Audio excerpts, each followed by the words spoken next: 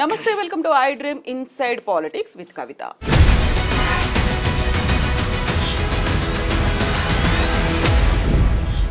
ఎవరు అడ్డం వచ్చినా మూసి ప్రక్షాళన ఆగదు, చేసి తీరుతామంటూ సీఎం రేవంత్ రెడ్డి అనౌన్స్ చేశారు. పేదలంటే చిన్న చూపు ఎందుకు చూస్తున్నారు? అక్కడ బతుకు బాగుపడాలనేటువంటి ప్రయత్నం, మూసిని ప్రక్షాళన చేయాలనేటువంటి ఒక ఆలోచనని ఎందుకు అడ్డుకుంటున్నారు అనే ఒక ప్రశ్న వేస్తున్నారు సీఎం రేవంత్ రెడ్డి.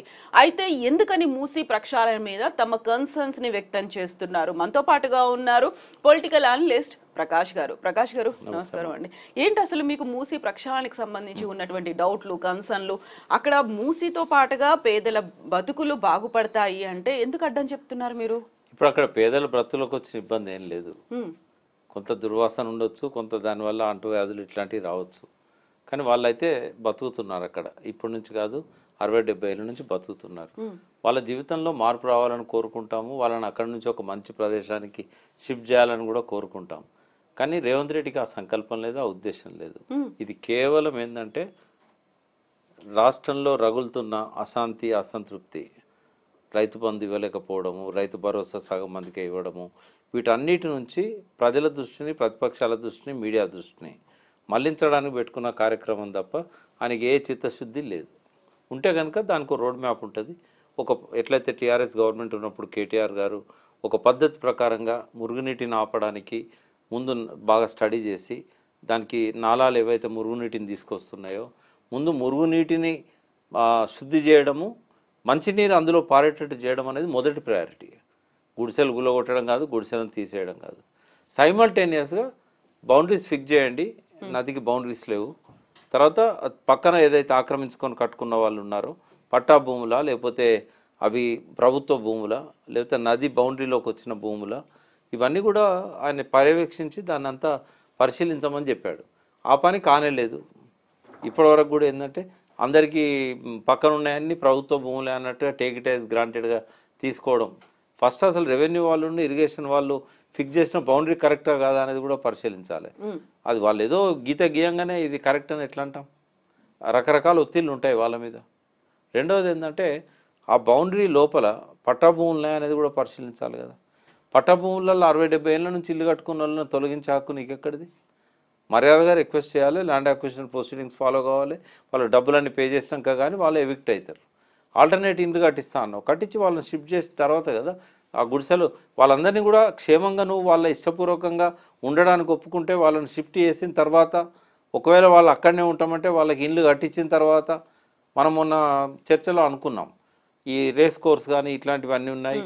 వీటిలలో ఇప్పుడు నేను అదే మాట్లాడాడు, అవసరమైతే రేస్ కోర్సు భూములను కూడా వాళ్ళని వేరే కాడ షిఫ్ట్ చేస్తా అని మనం మాట్లాడుకున్న తర్వాత అవన్నీ చేయాలి కదమ్మా. అవి చేసి వాళ్ళకాడ ఇల్లు కట్టించిన తర్వాత వాళ్ళక్కడ షిఫ్ట్ గౌరవంగా వాళ్ళని అక్కడ షిఫ్ట్ చేయడానికి టైం పడుతుంది కదా. రాత్రి ఎట్లా షిఫ్ట్ చేస్తాడు? ఆడ ఇల్లే లేవు కదా. ఇంకా రేస్ కోర్సులో గుర్రాలు పరిగెత్తూనే ఉన్నాయి కదా. నిన్న ఆయన మాట్లాడే టైం వరకు ఆడ గుర్ర పందాలు జరుగుతూనే ఉన్నాయి కదా. అంటే ఈ హేస్టీనెస్, ఈ తొందర ఎందుకు వచ్చింది? ఏమన్నా వీటిని ఉద్ధరించడానికే పుట్టిండా రేవంత్ రెడ్డి? బ్రహ్మదేవుడు మూసి ప్రక్షాళన కోసమే నీకు జన్మనిస్తున్నా అని చెప్పిండా? ఇవన్నీ ఏంటంటే రాజకీయ ఎత్తుగడలు. ఆయనకు నిజంగానే సంకల్పం ఉంటే, చిత్తశుద్ధి ఉంటే ఒక యాక్షన్ ప్రోగ్రామ్ ప్రకటించాలి, రోడ్ మ్యాప్ ప్రకటించాలి. ఏ డేట్ లోపల వాళ్ళకు రిహాబిలిటేషన్ చేస్తావు, ఏ డేట్ లోపల మూసిలో మురికి నీరు రాకుండా శుద్ధి చేస్తావు. ఎవరిని హరాజ్ చేయడానికి రైట్ లేదు రేవంత్ రెడ్డి గారికి. ఆయన చీఫ్ మినిస్టరే తప్ప ఆయన నియంత కాదు. ఇవాళ నియంతలు లేరు. నియంతలాగా వ్యవహరిస్తే ప్రజలు తిరగబడతారు. ప్రతిపక్షాలు ప్రజలకు బాసడగా ఉంటాయి. వాళ్ళని విమర్శించే హక్కు నీకెక్కడిది? కాబట్టి ఏదైనా ప్రజలు నిన్ను ఎన్నుకున్నప్పుడు ఆ ప్రజల పట్ల కృతజ్ఞతాభావం నీకు ఉండాలి. హైదరాబాద్ ప్రజలు నీ కాంగ్రెస్ వాళ్ళని ఎన్నుకోనంత మాత్రాన వాళ్ళను ఈ రకంగా హింసిస్తా, వాళ్ళని ఇకంచి తరిమేస్తా అంటే ఎవరు ఊరుకోరు. ఇప్పుడు 7 లక్షల కోట్ల అప్పుని బీఆర్ఎస్ సర్కార్ చేసింది. ఇప్పుడు పేదల కోసం 5 నుంచి 10,000 కోట్లు ఖర్చు చేస్తాము అంటే ఎందుకు ఇంత బాధపడుతున్నారు? ఎందుకు అభ్యంతరాలు? ఖర్చు చేస్తానంటే ఎవరికి బాధ ఉండదమ్మా. ఇప్పుడు ఆయన ఏమైనా ఖర్చు చేయకుండా ఉంటాడా, అప్పులోకి పోకుండా ఉంటాడా? ఒకసారి ఆ వేగాన్ని మనం చూసినట్టయితే 1 ఇయర్ లోపల టీఆర్ఎస్ ప్రభుత్వం, అంటే 8 నెలలే, 8 నెలల లోపల టీఆర్ఎస్ ప్రభుత్వం ఎన్ని అప్పులు చేసింది? మొదటి 8 నెలల్లో రేవంత్ రెడ్డి ప్రభుత్వం ఎన్ని అప్పులు చేసింది? లెక్కలు తీస్తే వెళ్తాయి కదా. అప్పులు చేయడం కాదు, ఆయన సంపద పెంచాడు, నువ్వు ఎంత పెంచుతావో చెప్పు. ఆయన పెంచిన సంపద చాలా ఫాస్ట్గా అప్పులు తెరపడానికి ఉపయోగపడేది. ఆయన ఉన్న టైంలో కూడా కాళేశ్వరం అప్పునంతా కూడా తెరుపుకుంటూ వచ్చాడు. నీదేంది యాక్షన్ ప్రోగ్రామ్? అప్పు అందరు చేస్తారు, అన్ని ప్రభుత్వాలు చేస్తాయి. భారతదేశ వ్యాప్తంగా చూస్తే అప్పులు చేసిన జాబితాలో మనది కింది నుంచి ఉంటుంది, పైనుంచి ఉండదు. మనకంటే ఎక్కువ అప్పులు చేసిన ఆంధ్రప్రదేశ్ ఉంది. మన చుట్టూ ఉన్న రాష్ట్రాలన్నీ మనకంటే ఎక్కువనే అప్పులు చేశాయి. 26, 27 స్థానంలో ఉంటుంది తెలంగాణ, ఎక్కువ అప్పులు చేసిన రాష్ట్రాలు. కేంద్ర ప్రభుత్వం కూడా మనల్ని మించిపోయింది. అప్పుల గురించి అసలు చర్చించే అవకాశమే లేదు. ఎవరైనా చేస్తారు అప్పులు. ఇలా ఎలన్ మాస్క్ నిన్న ఒక స్టేట్మెంట్ ఇచ్చాడు. అమెరికాలో అప్పులకు వడ్డీలు చెల్లించడానికి $1 ట్రిలియన్ అట వన్ ఇయర్లో. అంటే ఎటుపోతుంది అమెరికా ఆర్థిక వ్యవస్థ? 75% ఆదాయాన్ని వడ్డీల కింద అప్పుల కింద చెల్లిస్తున్నారట. ఎటుపోతుంది అమెరికా ఆర్థిక వ్యవస్థ? కుప్పగూలిపోతుందని చెప్పారు. మనకు ఆ దౌర్భాగ్యం లేదు, మనకు ఆ దరిద్రం లేదు. మనం అప్పులను చెల్లించే స్థితిలోనే ఉన్నాం. నేనేమంటున్నా రేవంత్ రెడ్డిని, 7 లక్షల కోట్లు కేసీఆర్ అప్పు చేశాడు కదా, నువ్వు ఇంకో 5 లక్షల కోట్లు చేయి. మేమేం వ్యతిరేకించాం, విమర్శించాం. కానీ నువ్వు సంపద పెంచు. అది తెచ్చినప్పుడు జాగ్రత్తగా ప్రొడక్టివ్ సెక్టర్లో పెట్టు. పెండింగ్ ప్రాజెక్టులను కంప్లీట్ చేయి. మేడిగడ్డను తొందరగా రిపేర్ చేయి. ఎందుకంటే సంపద పెంచేటి అవి. నువ్వు అనవసరంగా అప్పు అని బూచి చూపెట్టి ఒక అసమర్థంలాగా మిగిలిపోకు. రాష్ట్రం అప్పుల కుప్ప అయిందని నువ్వు అన్నందుకే కదా రియల్ ఎస్టేట్ పడిపోయింది, ఇవాళ గ్రోత్ ఆగిపోయింది. ఏ కొత్త కంపెనీ రాలేదు. 9 నెలల్లో వచ్చి నీతో అగ్రిమెంట్ చేసుకొని కన్స్ట్రక్షన్ మొదలుపెట్టిన ఒక కంపెనీ పేరు చెప్పు.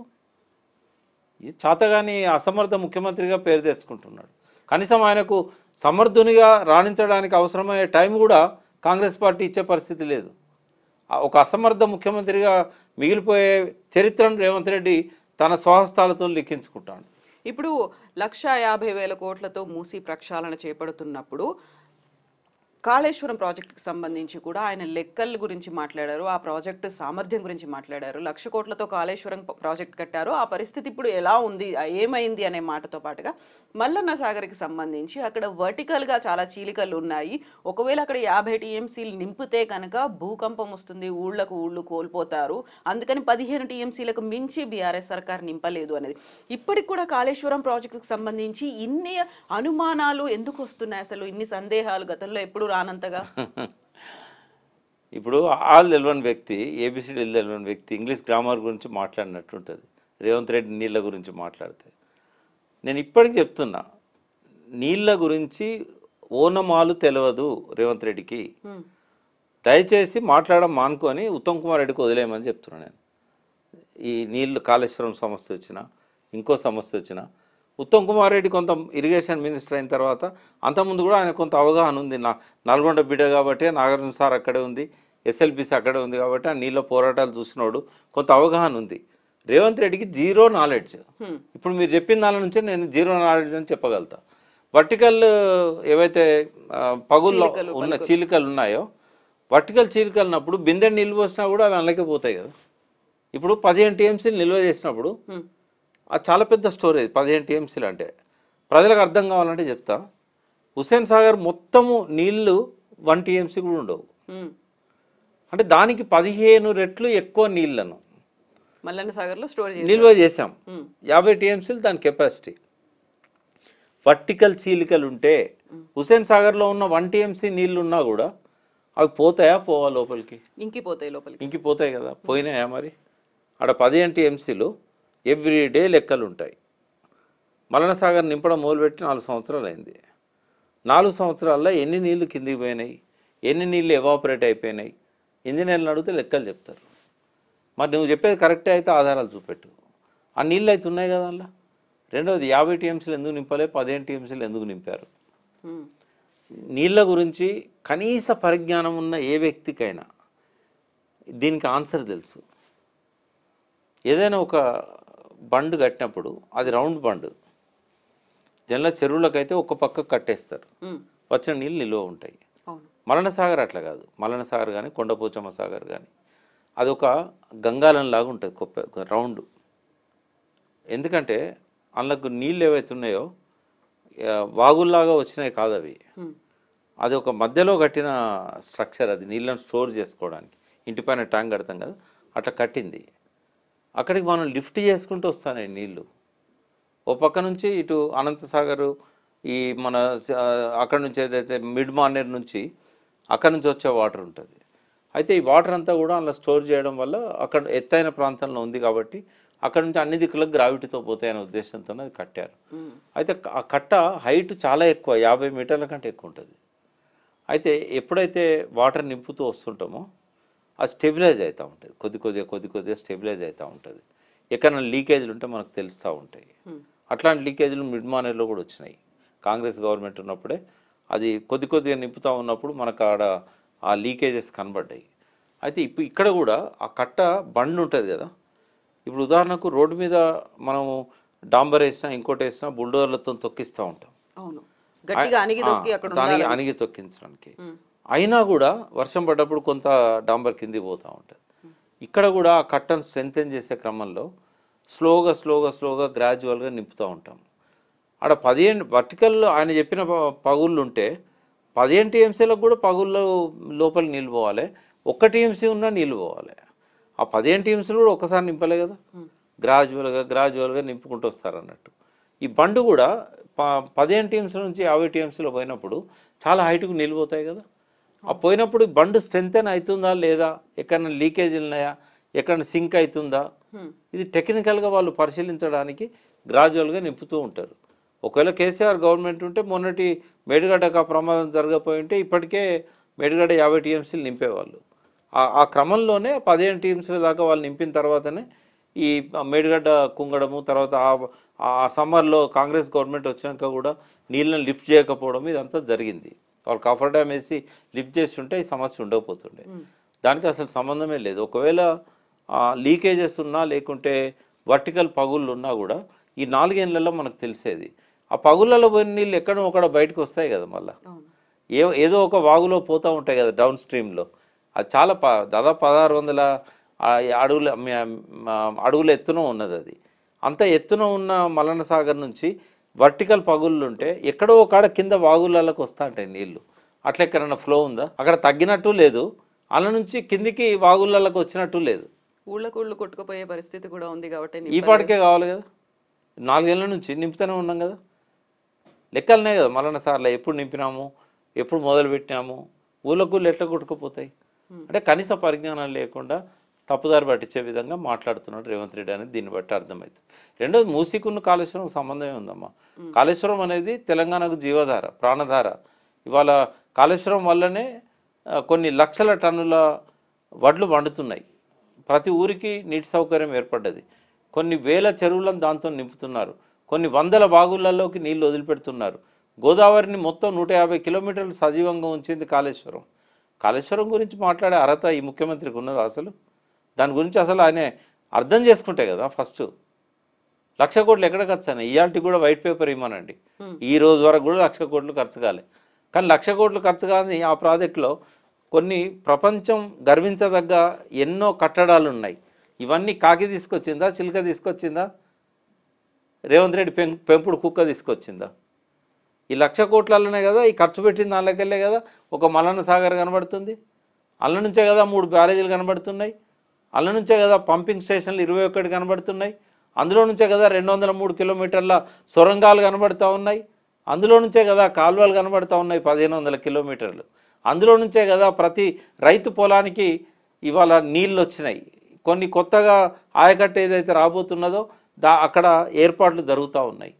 ప్రతి బియ్యం గింజ మీద కేసీఆర్ పేరు రాసి ఉంటుంది. ఎంత కాలమైనా ఎన్ని సంవత్సరాలైనా రేవంత్ రెడ్డి పేరు రాసి ఉంటుంది కాళేశ్వరం వడ్ల గింజల మీద. ప్రజల హృదయాల్లో ఉన్నది కాళేశ్వరం ప్రాజెక్టు. ఈయనకి దాని గురించి ఈక తెలియదు, తోక తెలియదు, ఏది పడితే అది మాట్లాడతాడు. కనీసం అలాంటి వాళ్ళతో డిస్కస్ చేసినా కూడా జ్ఞానోదయం అయ్యేది కదా. ఇంత చెప్తున్నారు మీరు కేసీఆర్ గురించి. నిన్న రేవంత్ రెడ్డి ఒక మాట అడిగారు, అసలు మొహం చెల్లట్లేదా కేసీఆర్కి, ఎక్కడున్నారు, బయటికి ఎందుకు రావట్లేదు అనేది. అది విఘ్నత, రాజకీయ నాయకులకు ఆ విఘ్నత ఉంటుంది. ఈయన రాజకీయ నాయకుడు కాదు కదా, షార్ట్కట్లో వచ్చిన వ్యక్తి. నేను అనేది ఏంటంటే ఎప్పుడైనా ఒక ప్రభుత్వానికి సమయం ఇవ్వాలి. వాళ్ళు తప్పులు చేస్తారా, ఉప్పులు చేస్తారా? ప్రజలు ఎన్నుకున్న ప్రభుత్వం రేవంత్ రెడ్డిది. రాగానే దూషణలు, విమర్శలు ఆ స్థాయి నాయకుడు చేసేది కాదు కదా. ఇప్పుడు అక్కడ కూడా కేంద్రంలో ప్రభుత్వాలు మారినప్పుడు మీ కాంగ్రెస్ అధ్యక్షురాలు మోడీని పట్టుకొని అమిత్ షాని పట్టుకొని తిట్టిందా? 1 year 2 years టైం ఇచ్చారు కదా. ఎక్కడైనా అంతే. అది ఆయన విఘ్నత. డిసెంబర్ దాకా నేనేం మాట్లాడన్నాడు, మాట్లాడాడు. 1 year అయిపోతుంది 1 year అయిపోతుంది. డిసెంబర్ తర్వాత ఆయన మాట్లాడతాడు. అయినా ఇప్పుడు ఆయన మాట్లాడినంత మాత్రాన రేవంత్ రెడ్డికి వచ్చే తిట్లు వస్తలేవా, లేకపోతే శాపనార్థాలు రావట్లేదా, ఆయన చేసే మంచి పనులను హైలైట్ చేయట్లేదా, చెడ్డ పనులను విమర్శించడం లేదా? హరీష్ను కేటీఆర్ సరిపోరా? రేవంత్ రెడ్డికి కేసీఆర్ దిగి రావాలా? కాకుండా ప్రజలు మిస్ అవ్వట్లేదా కేసీఆర్ని? నేను అనేది ఏంటంటే కేసీఆర్ రావాల్సిన సమయం రాలేదు, ఇంకా టైం వస్తుంది. ఆయన వచ్చే టైంలో ఆయన వస్తాడు. బట్ ఏ సమస్యనైనా వదిలేస్తున్నదా టీఆర్ఎస్ అని అంటే ఏ సమస్యను వదిలేయడం లేదు. స్పందించాల్సిన దానికంటే ఎక్కువ స్పందిస్తున్నారు. అంటే ఈయనకు ఒక లోపల ఆతృత ఉన్నది, కేసీఆర్ని కూడా తిట్టాలి, పట్టుకొని దులపాలి, బండకేసి కొట్టాలి. అవకాశం కేసీఆర్ ఇయ్యాడు. ఎందుకంటే ఆయన డిసెంబర్ లోపల వచ్చేదాకా ఈయన ఉంటాడో ఉండడో తెలియదు. రేపు 3 రాష్ట్రాలు ఎన్నికలు జరిగిన తర్వాత ఫుల్ స్టాప్ పడుతున్నది. ఏం చేస్తున్నారు? దించేస్తారు. ఎందుకలా? ఆయన చేసే పని ఏమున్నదమ్మా? హైదరాబాద్ మొత్తం కాంగ్రెస్ను బొంద పెట్టిండి. ఇప్పుడు ఇవాళకి వాళ్ళు ఎలక్షన్ పెడితే డిపాజిట్ రావు వాళ్ళకి ఎవరికి. జిహెచ్ఎంసీ ఎన్నికలు వస్తున్నాయి, హైదరాబాద్లో కాపాడుకోవాలనే చిత్తశుద్ధి లేకుండా మూసీ ప్రక్షాళన పేరుతో, హైడ్రా పేరుతోని మొత్తం ప్రజలలో ఒక శత్రువుగా మారిపోయింది కదా. ఒంటరిగా బొమ్మనండి, ప్రజలు కొడతారు పట్టుకొని. ఇప్పుడు హైడ్రాని తీసుకొచ్చినా లేకుంటే మూసీ ప్రక్షాళన చేసినా అది హైదరాబాద్ భవిష్యత్తు కోసమే, ఇక్కడ ప్రజల బాగు కోసమే అంటున్నారు. దాన్ని రిసీవ్ చేసుకోలేదా ప్రజలు? అసలు ఒకటి చట్టం అనేది ఉంటుంది, రెండవది రాజ్యాంగం అనేది ఉంటుంది, మూడవది దేనికైనా ఒక ముహూర్తం అనేది ఉంటుంది. ప్రజలకు ఏది ఇంపార్టెంట్? సుందరీకరణ అవసరం, ప్రజలకు మంచి జీవన విధానం అవసరం, 2 పూట్ల తిండి అవసరం, కట్టుకోవడానికి మంచి గుట్ట అవసరం, ఉండడానికి ఒక మంచి ఇల్లు అవసరం, మౌలిక సమస్యలను ఉపాధి అవసరం. మౌలిక సమస్యలను పక్కకు పెట్టి నువ్వు 1,50,000 కోట్లు ఉంటే అన్ఎంప్లాయిడ్ కోసం కొన్ని పబ్లిక్ సెక్టర్ ఇండస్ట్రీ స్టార్ట్ చేయవచ్చు కదా. నువ్వు మార్జినల్ మనీ పెడితే బ్యాంకులు లోన్ ఇస్తాయి కదా. ఎన్ని వేల మందికి ఉపాధి అవకాశాలు చూపెట్టవచ్చు 1,50,000 కోట్లతోని. ఏంది అసలు నీకుందా? నీకు ఏదన్నా ప్రయారిటీ అనేది ఉందా? లేకపోతే ప్రజల సమస్యల గురించి నీకు అవగాహన ఉందా? చేయాలనే చిత్తశుద్ధి ఉందా? ఇవాళ సుందరీకరణ ఎవరికి కావాలమ్మా? ఆకలితో ఉన్న వాళ్ళకు. వివేకానందుడు చెప్పాడు 19వ శతాబ్దంలో, ఆకలితో బాధపడేవాడికి కావాల్సింది రొట్టె కానీ సుభాషితాలు కాదు, హితబోధలు కాదు అని చెప్పాడు. ఎవడు కోరుకున్నాడు? ఎవడన్నా అడిగిండా మూసి సుందరీకరణ చేయమని? ప్రజాస్వామ్యంలో ప్రజలదే ఇంపార్టెంట్ రోల్. ప్రజలు అడగంది నువ్వు ఎందుకు చేస్తున్నావు? చేయాల్సిందే, కానీ ఫేజ్డ్ మేనర్లో చేయాలి. నదులు పరిశుభ్రంగా ఉండాలి, నదుల బౌండరీస్ని కాపాడుకోవాలి, ప్రజలకు నచ్చజెప్పి షిఫ్ట్ చేయాలి, వాళ్ళకి కావాల్సిన వెసులుబాటు కల్పించాలి. చట్టవిరుద్ధంగా కూలగొట్టే హక్కు నీకు లేదు. ఇవాళ మూసి ప్రక్షాళన పేరుతో మీరు టచ్ చేసే ప్రతి ఇల్లు కూడా 40-50 ఏళ్ళ కింద కట్టింది. ఎవడిచ్చాడు నీకు రైటు? అడ్వర్స్ రైట్స్ ఉన్నాయి ప్రజలకు, ఎలక్ట్రిసిటీ బిల్లులు ఉన్నాయి, ప్రభుత్వాలు ఇచ్చిన పట్టాలు ఉన్నాయి. నీ ఇష్టం వచ్చినట్టు బుల్డోజ్ చేయాలంటే నువ్వేమన్నా హిట్లర్వా, ముస్సోల్నివా? వాళ్ళనే కాలగర్భంలో కలిపేశారు. అన్ని మంచి పనులు చేసిన కేసీఆర్నే అడగకుండా చేసిండు కదా. దాన్ని స్వీకరించక ప్రజలు తిరస్కరించారు. నిన్ను నెత్తిన పెట్టుకుంటారా? 15 ఏళ్ల పాటు ముఖ్యమంత్రిగా ఉండాలన్న వాడి లక్షణాలు ఇట్లే ఉంటాయా? ఓ థింక్ ట్యాంక్ లేదు, ఆయన ఎవరిని అడగడు, ఎవరు చెప్పేటోడు లేడు, ఇష్టం వచ్చినట్టు పాలన చేస్తున్నాడు. ఏ ఒక్క రంగంలో కూడా ఆయన ముద్ర అంటూ ఇప్పటి వరకు మిగలలేదమ్మా. ఆ స్కిల్ యూనివర్సిటీ అని ఏదైతే అనౌన్స్ చేసిండో ఐ అప్రిషియేట్ ఇట్. 1-2 అట్లాంటి మంచి పనులు చేసిండు, కానీ ఇంకా అవి గ్రౌండింగ్ కాలేదు. బట్ ఆయన మంచి పాలన అందిస్తే 15 ఏళ్ళు కాదు 20 ఏళ్ళు ఉంటాడు. కానీ జైరాబాద్ బోర్డు పెట్టుకొని భువనగిరి దిక్కు బస్సు పోతున్నది. ఎన్నటికీ ఆయన గమ్యస్థానాన్ని చేరుకోలేడు. కేసీఆర్ గారు కనీసం డిసెంబర్లో బయటకు వచ్చే నాటికి కూడా రేవంత్ రెడ్డి ఉంటాడా లేడా అనేది నేను చెప్పలేను. అయితే మీరు ఇప్పుడు ఒక్క మంచి పని చేయలేదు అంటున్నారు నియామకాలకు సంబంధించి. ఇప్పుడు 64,000 ఉద్యోగాలని మేము నియమించాము. నోటిఫికేషన్ ఎవరు ఇచ్చారు? గవర్నమెంట్ అనేది ఒక ప్రాసెస్. ఇప్పుడు గవర్నమెంట్ ప్రాసెస్, అది ప్రాసెస్లో నోటిఫికేషన్ ఇచ్చింది ఏ పీరియడ్లో? జనార్దన్ రెడ్డి గారు పబ్లిక్ సర్వీస్ కమిషన్ చైర్మన్గా ఉన్నప్పుడు. మహేందర్ రెడ్డి గారు వచ్చినాక ఇచ్చిన నోటిఫికేషన్లో ఉద్యోగాలు ఇప్పటివరకు ఎవరికి ఇవ్వలే.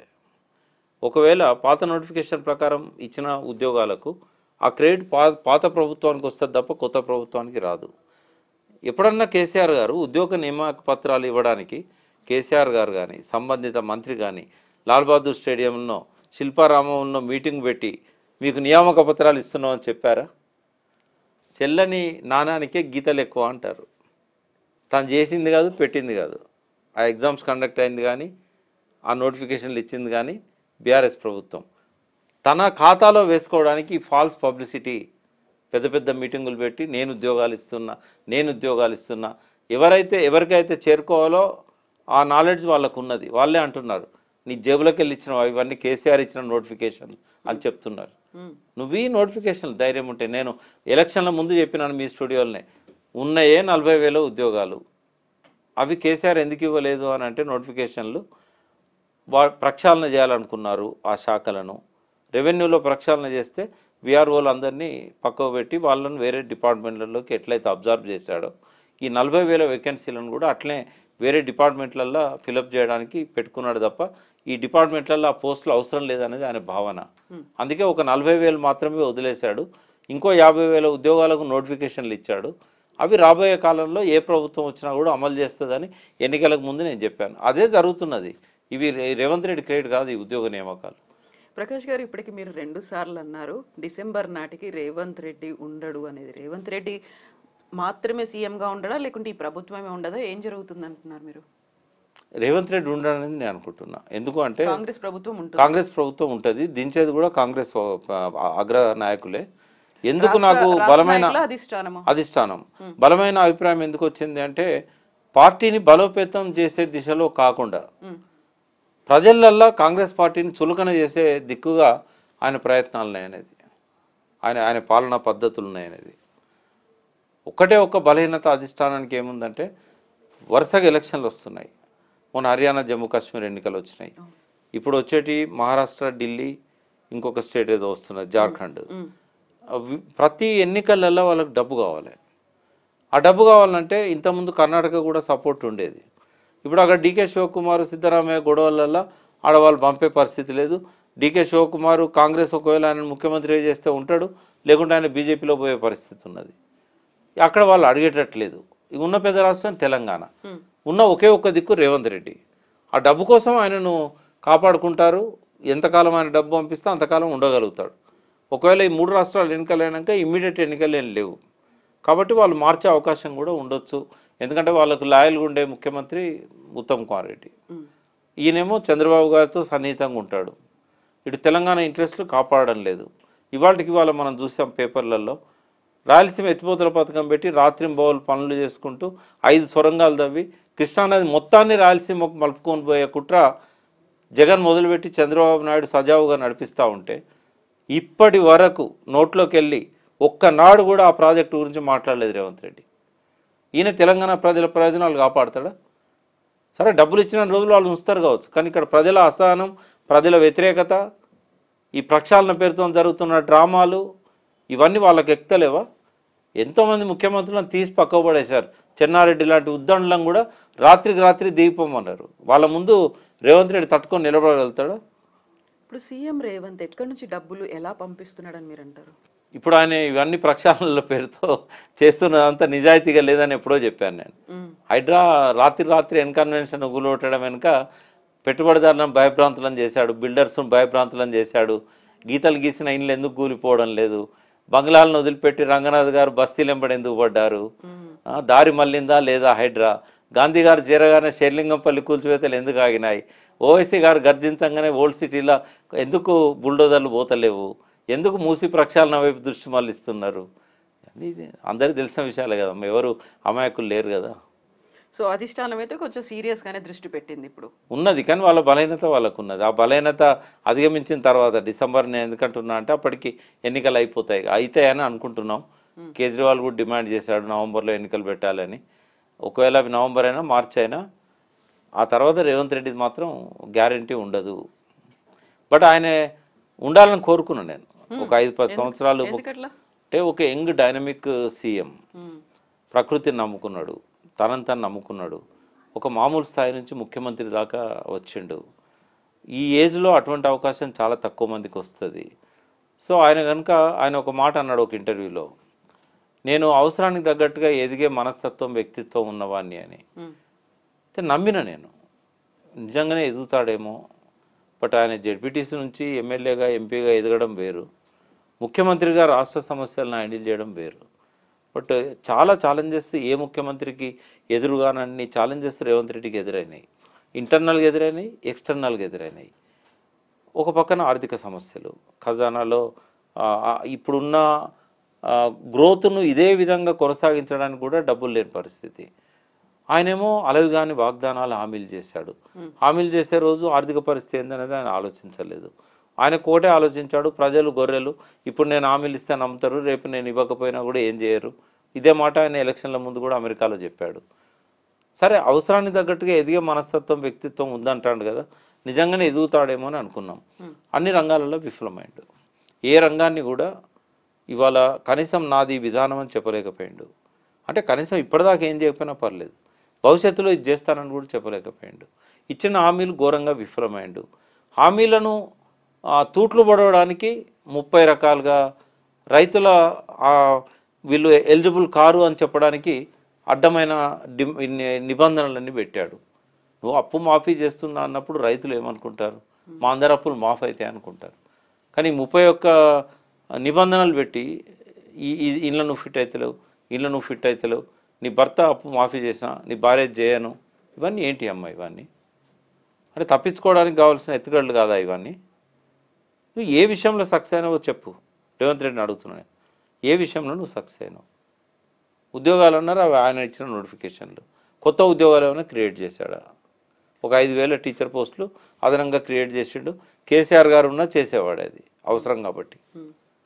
ఒక విధానం లేదు, రోడ్ మ్యాప్ లేదు, ఓ థింక్ ట్యాంక్ లేదు, చేస్తున్నది కరెక్టే కాదా ఎవాల్యుయేషన్ లేదు, ఏ అధికారి సహకరిస్తలేడు, ఏ మంత్రి సహకరిస్తలేడు, ఎవరి కుంపటి వాళ్ళు పెట్టుకున్నారు, ఒక సమగ్రమైన అవగాహన లేదు పాలన మీద. చేసే పనులకు కూడా డైవర్షన్ పాలిటిక్స్. వీళ్ళకందరూ తెనాలి రామకృష్ణుడే ఆదర్శం అయిపోయాడు. ఆయన ఫోటో పెట్టుకోవాలి, చిన్న గీతను ఒక గీతను చెరపకుండా టచ్ చేయకుండా చిన్నగా చేయాలంటే పక్కన పెద్ద గీత గీయాలి. ఎంతకాలం ఉంటాయి డైవర్షన్ పాలిటిక్స్? అల్టిమేట్గా ప్రజలు చూసేది ఏంది? మా దైనందిన జీవితంలో మా సమస్యలు పరిష్కరిస్తున్నాడా లేదా, మాకు జీవితం మీద ఒక హోప్ని ఇస్తున్నాడా లేదా? తేజాబ్ దాగి మళ్ళీ అవసరాలు చనిపోతున్నారు, చీరలతోని మళ్ళీ ఉరిపెట్టుకుంటున్నారు పద్మశాలీలు, రైతులు మళ్ళీ ఆత్మహత్యల పాలవుతున్నారు. నువ్వు ఏం కౌలుదారులను ఆదుకుంటున్నావు? ఏం చేసినావు కౌలుదారుల కోసం వచ్చిన తర్వాత 9 నెలల్లో? ఇప్పుడు ఆత్మహత్యలు చేసుకున్న వాళ్ళు ఎక్కువ మంది వాళ్ళే ఉన్నారు. తేడా ఏముంది? టీఆర్ఎస్ ప్రభుత్వంలో కౌలుదారులను పట్టించుకోలేదు, నువ్వు పట్టించుకోవట్లేదు. ఇవన్నీ చూసినప్పుడు ఏంటంటే మనకందరికి అర్థమైనవి అధిష్టానానికి అర్థం కావని నేను అనుకోవట్లేదు. ఎప్పటికప్పుడు రిపోర్ట్స్ కూడా పోతాయి. ఎందుకంటే ఈయనను ఎక్కించిన వాళ్ళు ఎంతమందో కానీ కాలు బట్టి గుంచిన వాళ్ళు మాత్రం ఎక్కువ మంది ఉన్నారు. తట్టుకోవడం కష్టం. ఎస్ ప్రకాష్ గారు, థ్యాంక్ యూ సో మచ్ అండి. Thank you.